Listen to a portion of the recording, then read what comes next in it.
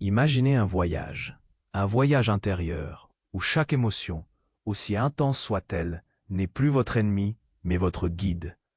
Oubliez l'idée que la paix réside dans la négation ou la fuite de nos sentiments. La véritable tranquillité d'âme surgit quand on accepte ces vagues émotionnelles, sans se noyer ni se battre inutilement contre elles. Dans cette quête stoïcienne, vous découvrez que refouler vos émotions ne fait que creuser un gouffre d'anxiété et de mal-être. Apprendre à les accueillir, à les comprendre et surtout à choisir consciemment quand et comment y répondre, voilà la clé d'une paix profonde qui ne dépend ni des circonstances extérieures, ni des réactions impulsives.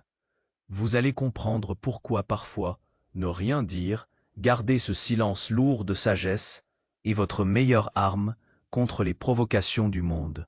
Le stoïcisme nous enseigne aussi à lever les yeux vers une réalité incontournable. Le changement est la seule constante. Accepter que le contrôle total est une illusion ne vous rend pas faible. Au contraire, cela libère une énergie puissante, concentrée sur ce que vous pouvez réellement transformer.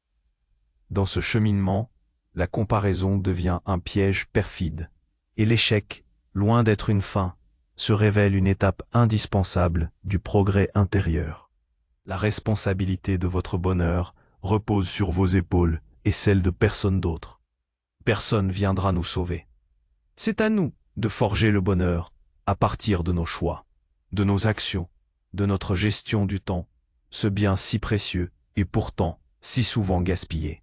Enfin, vous découvrirez que ce dialogue intime que vous entretenez avec vous-même est la fondation même de votre identité et de votre succès. Apprendre à parler à votre esprit avec compassion et encouragement. Voilà le secret pour bâtir une vie réellement satisfaisante, ancrée dans la vertu stoïcienne. Cette vidéo n'est pas simplement une leçon, elle est une invitation à vous confronter à vous-même, à repenser votre rapport aux émotions, au contrôle, au temps, à la souffrance et à la résilience. Préparez-vous à transformer votre esprit, à embrasser un mode de vie qui conjugue sagesse ancienne et défis modernes pour atteindre cette paix intérieure profonde que vous cherchez. 15 leçons pour une paix intérieure profonde. 1. Accepter ses émotions, ne pas les fuir. 2. Comprendre les émotions comme des guides, pas des ennemis. 3. Refuser la répression, ses conséquences sur le corps et l'esprit. 4. Choisir quand répondre, maîtriser ses réactions. 5. Utiliser le silence comme outil de paix. 6. Accepter l'inévitable changement. 7. Se concentrer sur ce qui dépend de soi. 8. Cultiver la résilience émotionnelle. 9. Éviter la comparaison toxique avec les autres. 10. Comprendre que l'échec est un moteur de croissance. 11. Prendre la responsabilité totale de son bonheur. 12. Agir plutôt que d'attendre un sauveur extérieur. 13. Gérer efficacement son temps, notre ressource la plus précieuse. 14. Alimenter un dialogue intérieur positif et bienveillant. 15. Construire une auto-image forte à travers la compassion et l'encouragement intérieur. Si cela fait sens pour vous jusqu'ici, aimez la vidéo et partagez-la avec quelqu'un qui a besoin d'entendre cela.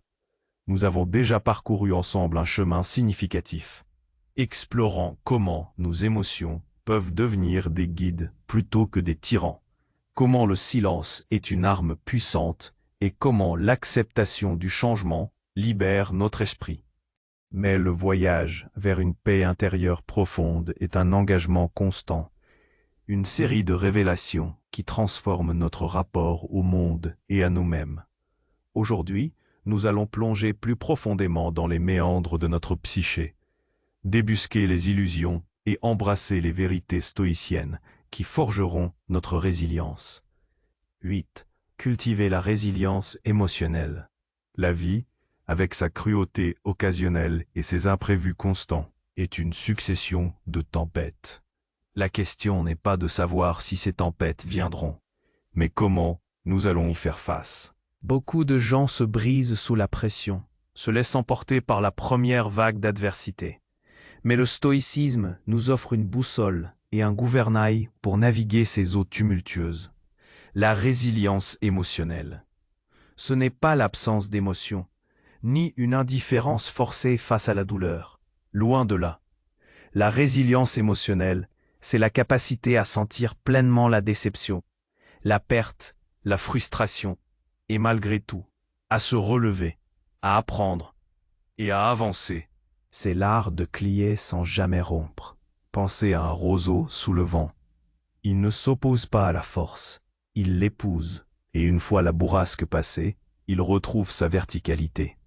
C'est cela, la véritable force. Dans notre monde moderne, la moindre contrariété peut être perçue comme une catastrophe. Une email désagréable, un projet qui ne se déroule pas comme prévu, un rendez-vous annulé. Nous avons développé une certaine fragilité face aux aléas de l'existence, en partie parce que nous avons perdu le contact avec la dure réalité de la vie. Le stoïcisme nous invite à préparer notre esprit à l'adversité bien avant qu'elle ne frappe.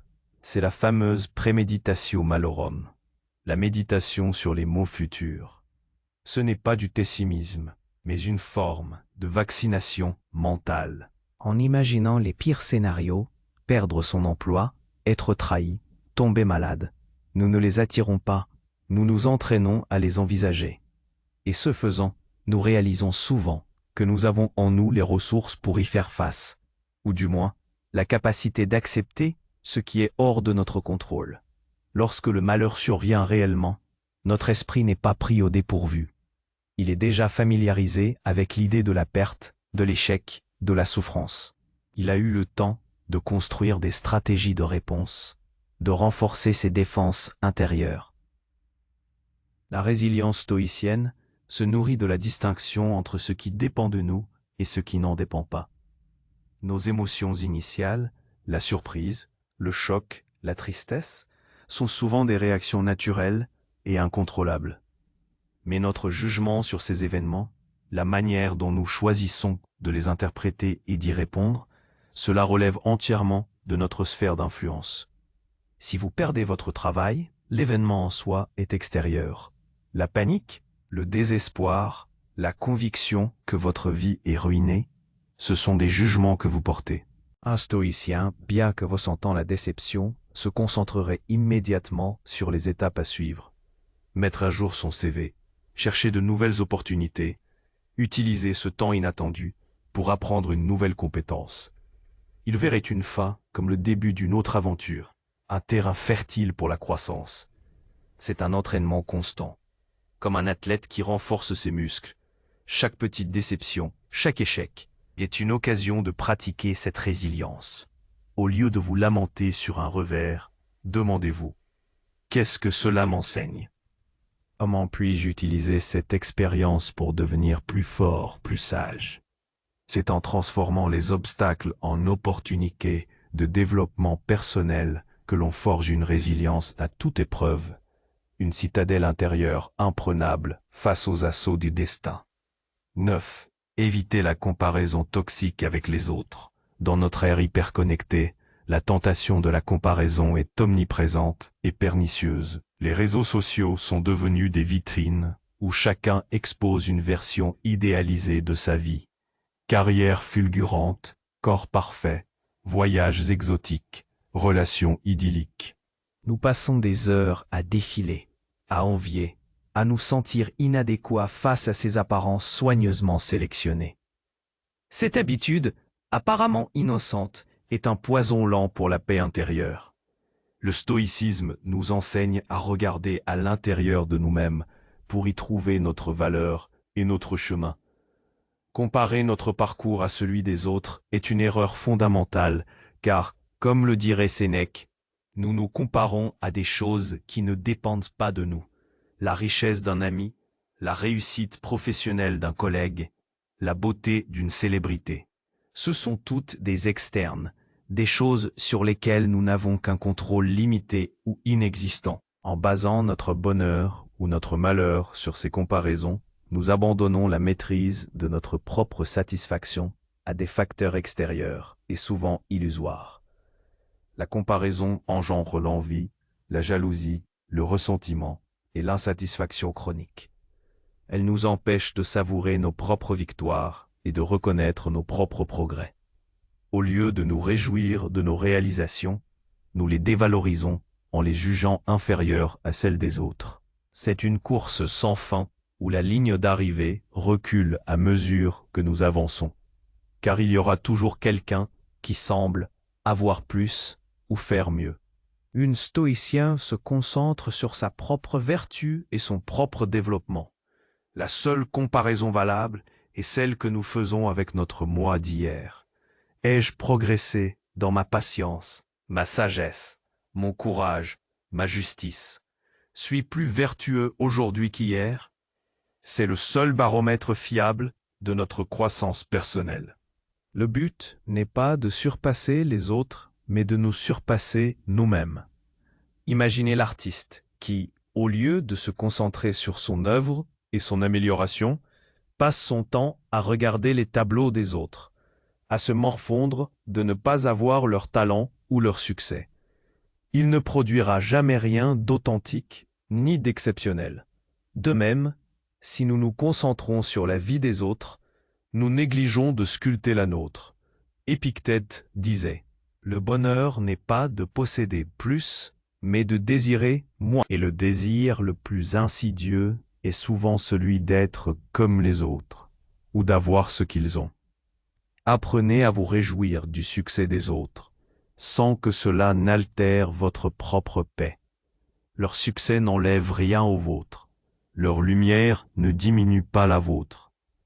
Concentrez votre énergie sur ce que vous pouvez construire, sur les valeurs que vous incarnez, sur le chemin que vous tracez pour vous-même, et vous découvrirez une richesse intérieure que nulle comparaison ne pourra jamais égaler. C'est en cultivant notre propre jardin que nous trouvons la véritable floraison. 10. Comprendre que l'échec est un moteur de croissance. La peur de l'échec est l'un des plus grands freins à l'action et à l'innovation dans nos vies modernes. Dès l'enfance, l'échec est souvent stigmatisé, associé à la honte, à l'incompétence. On nous pousse à la performance, à la réussite immédiate. Et toute déviation est perçue comme une faute. Mais cette vision est non seulement erronée, elle est profondément contre-productive à notre développement personnel. Pour les stoïciens, l'échec n'est pas une fin, mais une étape inévitable et même souhaitable sur le chemin de la sagesse et de la vertu. Il est une source d'informations précieuses, un enseignant rigoureux mais juste. Comme un athlète qui chute pendant son entraînement, l'échec révèle nos faiblesses, nos erreurs de jugement, nos lacunes. Et c'est en identifiant ces points que nous pouvons nous améliorer. Marcus Aurèle, empereur et philosophe stoïcien, savait que les revers étaient inhérents à la vie et au leadership. Il ne voyait pas l'échec comme un jugement sur sa valeur, mais comme une opportunité de raffiner ses stratégies, de tester sa patience et de renforcer son caractère. L'échec nous force à l'introspection, à l'humilité. Il nous pousse à nous remettre en question, à analyser ce qui n'a pas fonctionné et à adapter notre approche. Sans ces leçons, nous serions condamnés à répéter les mêmes erreurs, à stagner dans notre zone de confort illusoire. Imaginez un inventeur. Il ne réussit pas du premier coup. Il teste, échoue, apprend, ajuste et teste à nouveau. Chaque échec n'est pas un signe de défaite, mais une étape nécessaire vers la solution.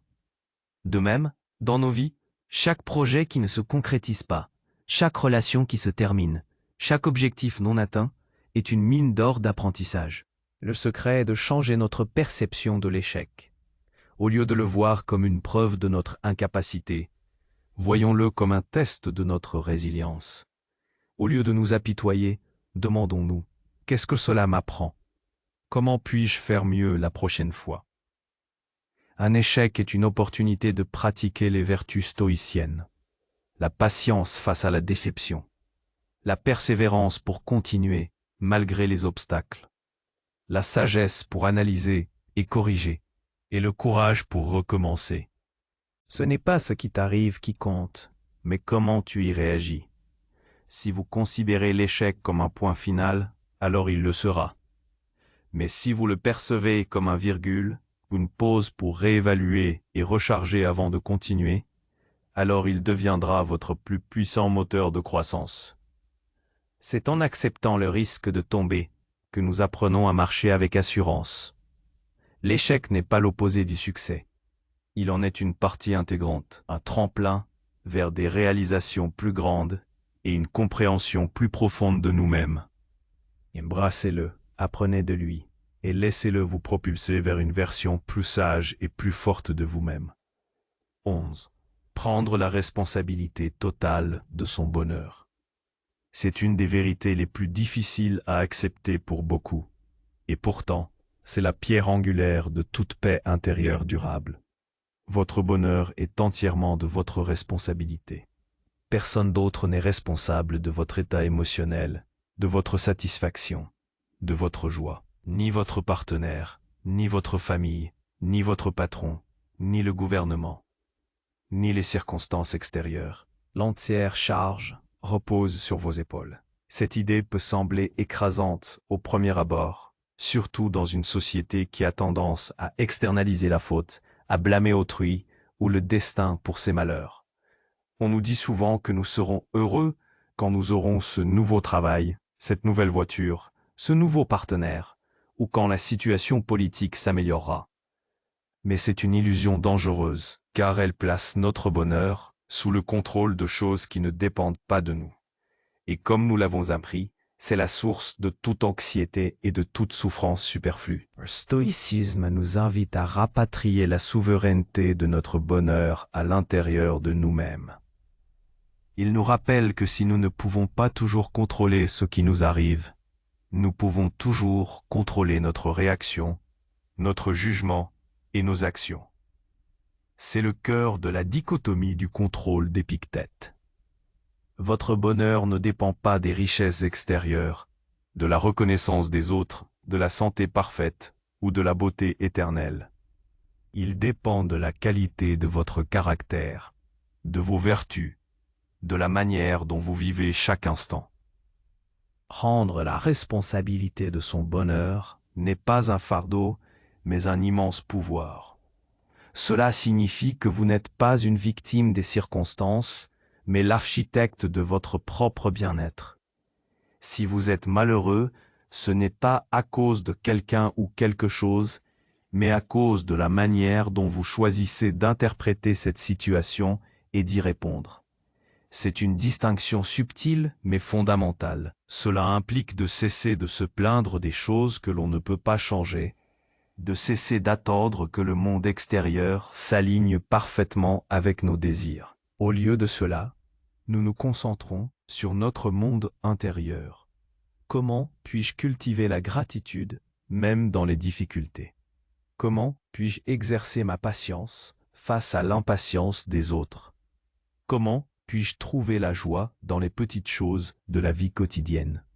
Lorsque vous intériorisez cette leçon, vous vous libérez d'une attente frustrante et sans fin.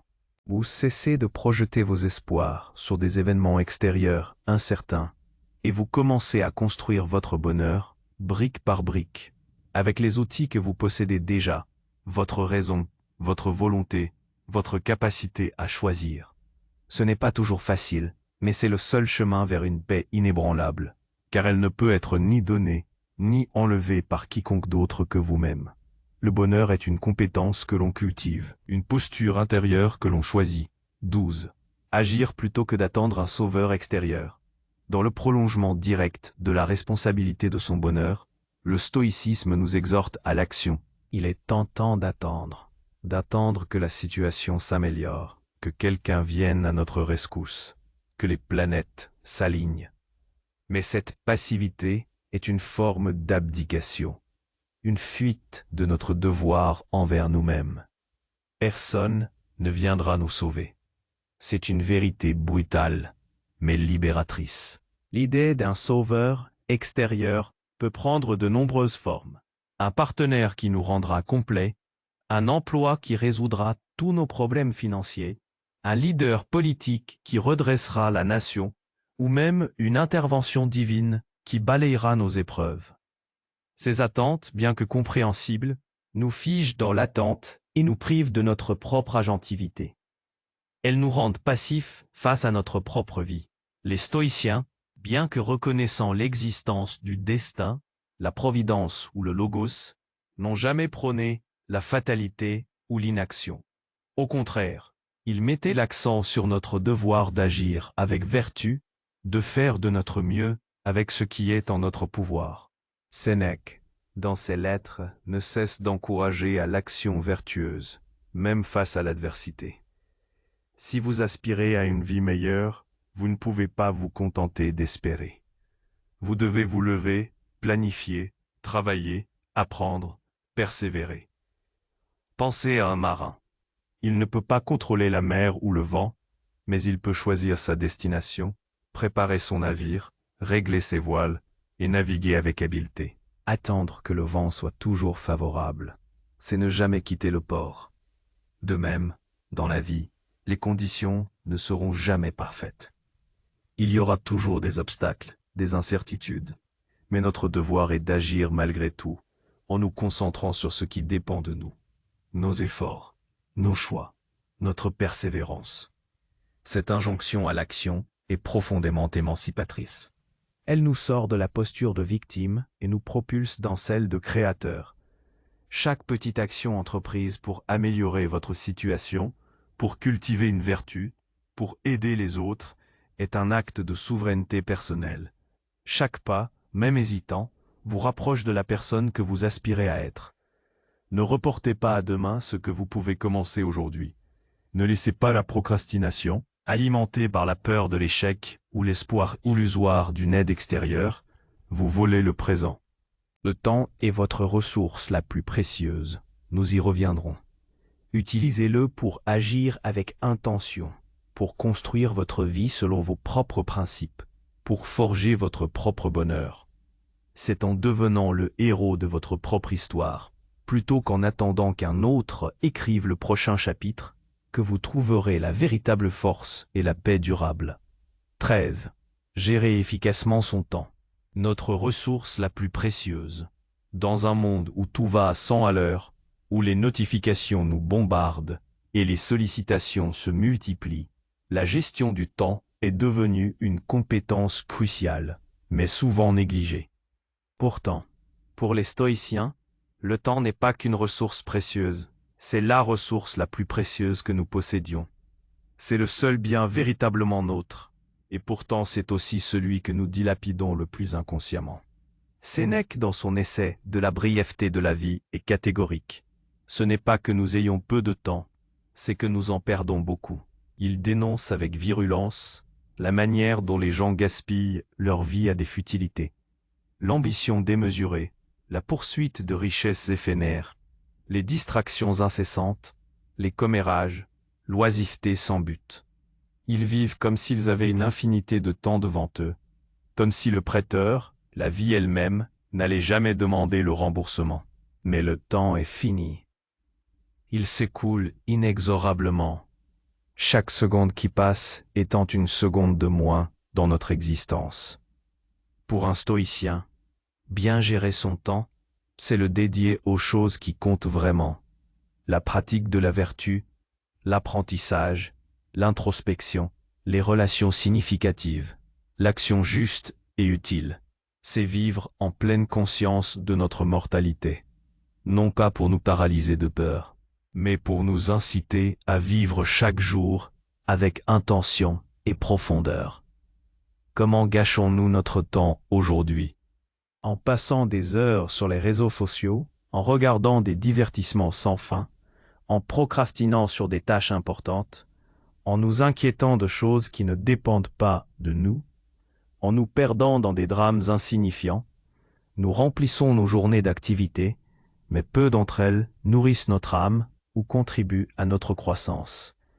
Gérer efficacement son temps selon les principes stoïciens, ce n'est pas seulement être productif au sens moderne du terme, faire plus de choses. C'est être intentionnel, sélectif et vertueux dans l'emploi de son temps. 1. Identifier ce qui est essentiel. Qu'est-ce qui contribue réellement à ma paix intérieure, à ma vertu, à mes objectifs à long terme? Qu'est-ce qui est une distraction superficielle? 2. Refusez les sollicitations qui ne sont pas alignées avec nos valeurs ou nos priorités. Protéger son temps comme on protège son trésor le plus précieux. 3. Se concentrer sur le présent. Le passé est derrière nous. Le futur est incertain. Le seul temps que nous possédons est le moment présent. Être pleinement attentif à ce que nous faisons maintenant, plutôt que de laisser notre esprit vagabonder dans les regrets ou les anxiétés. 4. Réflexion quotidienne. À la fin de chaque journée, passez en revue comment notre temps a été dépensé. Où l'avons-nous bien utilisé? Où l'avons-nous gaspillé? C'est une forme d'audit personnel qui nous permet de nous améliorer continuellement. Le temps est la matière dont est faite la vie. Si vous voulez une vie riche et significative, vous devez apprendre à le sculpter avec soin. Ne laissez pas les heures et les jours s'écouler sans que vous n'ayez choisi activement comment les remplir. Prenez possession de votre temps et par extension, de votre vie. C'est un acte radical de liberté et la fondation d'une existence vécue en pleine conscience. Alimenter un dialogue intérieur positif et bienveillant. Le dialogue que nous entretenons avec nous-mêmes est sans doute le plus important de tous, car il ne s'arrête jamais. Il façonne notre perception de nous-mêmes, nos croyances, nos émotions et ultimement nos actions. Pour beaucoup, ce dialogue est malheureusement une source constante de critiques, de doutes, d'auto-sabotage. Nous nous parlons souvent avec une dureté que nous n'appliquerions jamais à un ami, même le plus cher. Le stoïcisme, bien avant les thérapies cognitives modernes, a souligné l'importance de sonder nos pensées et de les soumettre à la raison. Marcus Aurèle, dans ses Pensées pour moi-même, n'est rien d'autre qu'un dialogue intérieur, une conversation avec son propre esprit, pour se rappeler les principes stoïciens, se réconforter, se corriger.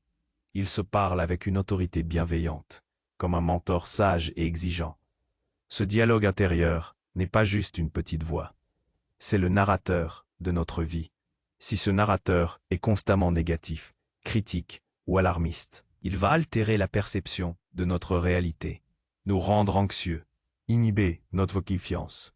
Il est essentiel de reprendre le contrôle de cette narration. Comment cultiver un dialogue intérieur positif et bienveillant?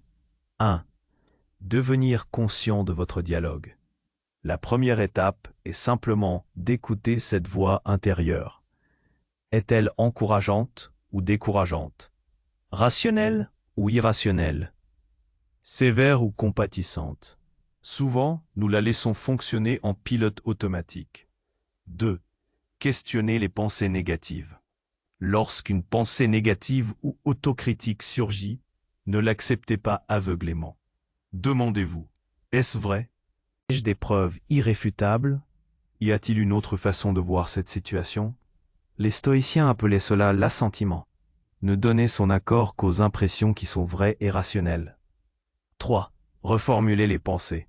Transformer les jugements négatifs en observations neutres ou en opportunités d'apprentissage. Au lieu de « je suis un échec », dites « j'ai échoué sur ce point, qu'est-ce que je peux en apprendre ?» Au lieu de « je suis nul », dites « je suis en train d'apprendre » et c'est un processus qui prend du temps. 4. Parlez-vous comme à un ami cher. Si votre meilleur ami venait vous confier la même difficulté que la vôtre, comment lui parleriez-vous? Avec gentillesse, encouragement, une dose de réalisme, mais aussi de soutien. N'est-ce pas? Appliquez cette même compassion à vous-même. 5. Recherchez la vertu. Rappelez-vous les vertus que vous souhaitez incarner. Lorsque vous faites face à une décision difficile ou à un revers, demandez-vous comment un être vertueux, sage, courageux, juste, tempérant penserait-il et agirait-il dans cette situation? Ce n'est pas de la pensée magique ou de la positivité toxique. C'est une discipline mentale qui vise à aligner notre dialogue intérieur avec la raison et la vertu. C'est une manière de construire une fondation solide pour notre esprit, une citadelle où nous sommes notre propre gardien bienveillant. En changeant la nature de votre dialogue intérieur, vous changez la qualité de votre vie, vous forgez votre identité et vous vous préparez au succès, non pas selon les standards extérieurs. mais selon les mesures de votre propre intégrité et de votre paix. 15. Construire une auto-image forte à travers la compassion et l'encouragement intérieur. Ce dialogue intérieur positif et bienveillant est la matrice de notre auto-image. Une auto-image forte, selon les stoïciens, n'est pas de l'orgueil ou de l'arrogance, mais une conscience profonde de notre valeur intrinsèque en tant qu'être humain doté de raison, et un engagement inébranlable envers notre propre développement moral.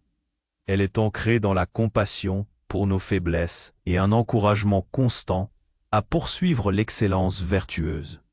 Beaucoup d'entre nous basent leur auto-image sur des facteurs externes, l'approbation des autres, la réussite matérielle, l'apparence physique.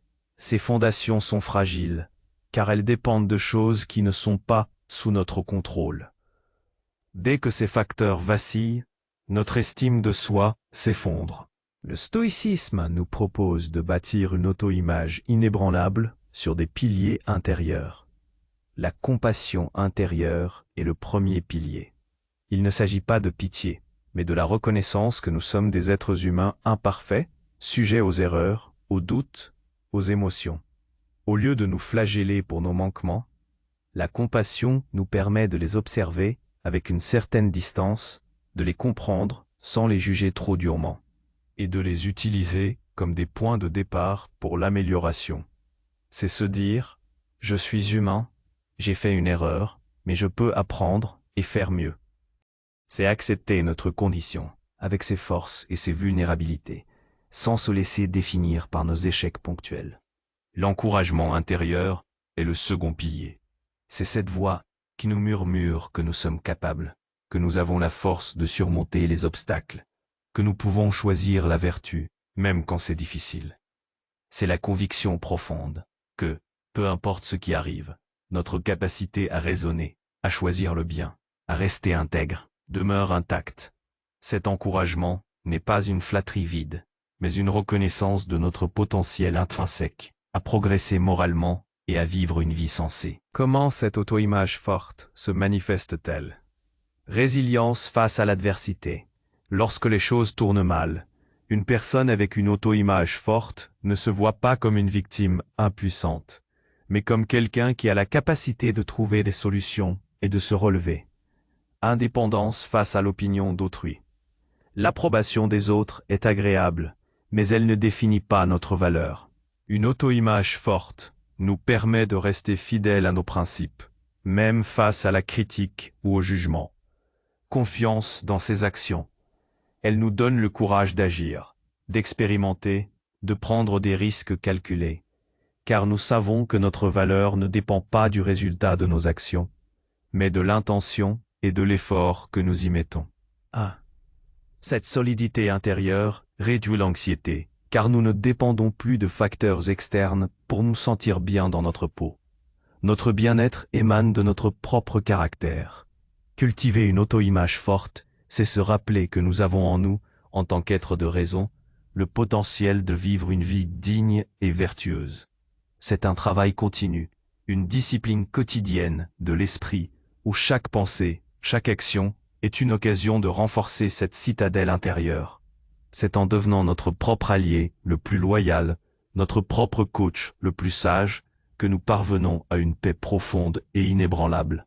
Une paix qui ne peut être ni donnée, ni enlevée par le monde extérieur. Nous avons exploré ensemble ces 15 leçons, comme autant de balises sur le chemin d'une paix intérieure profonde. Ce n'est pas un chemin de facilité ou de fuite, mais un chemin de confrontation lucide avec nous-mêmes et avec la réalité du monde. Le stoïcisme n'est pas une théorie abstraite, mais une philosophie vivante, une boussole pour naviguer dans le chaos de l'existence moderne. Chaque émotion que vous rencontrez, chaque changement que vous affrontez, chaque comparaison que vous êtes tenté de faire, chaque revers que vous subissez, chaque instant de votre temps, chaque mot que vous vous dites, tout est une opportunité de pratiquer la sagesse, la vertu et de renforcer votre paix. Marc Aurèle nous rappelait, la seule chose qui puisse enlever à un homme sa valeur, c'est de renoncer à être un homme. Et être un homme, dans le sens stoïcien, c'est exercer sa raison, agir avec vertu et accepter avec sérénité ce qui ne dépend pas de nous. C'est un appel à l'excellence intérieure, non pas pour impressionner les autres, mais pour vivre pleinement et authentiquement. La paix intérieure n'est pas un don, elle est une conquête. Elle n'est pas l'absence de bruit, mais le calme au milieu de la tempête. Elle n'est pas une destination finale, mais une pratique quotidienne. Alors, je vous pose cette question philosophique. Au-delà de ces mots, quelle est la seule leçon que vous allez choisir d'intégrer dans votre vie dès aujourd'hui? Quelle action concrète allez-vous poser pour cultiver cette paix intérieure que vous recherchez? Si cette vidéo a résonné en vous, n'oubliez pas d'aimer et de vous abonner à la chaîne pour plus de réflexions stoïciennes. Partagez votre réponse dans les commentaires ci-dessous. Votre chemin vers la paix commence maintenant.